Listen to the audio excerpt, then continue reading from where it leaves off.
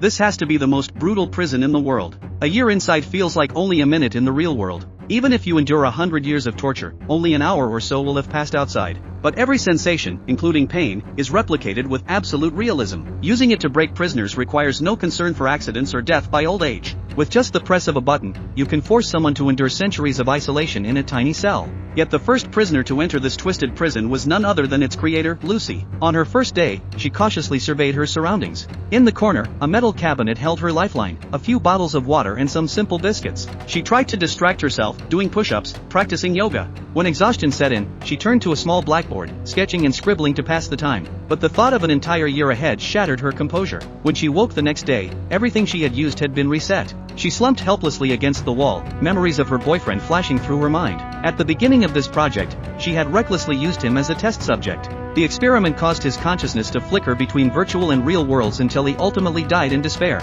She was charged with involuntary manslaughter. As punishment, the court sentenced her to a year inside the very prison she had created. But the despair it inflicted far exceeded anything she had imagined. To keep herself sane, she spent each day coding, forcing herself to endure until day 365.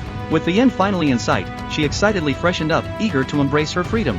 A red light illuminated the room, her signal that it was time to leave. But strangely, it remained on without change. When Lucy turned to the screen in confusion, the date had reset to day 1. She immediately realized there was a malfunction. The unfinished program had trapped her indefinitely.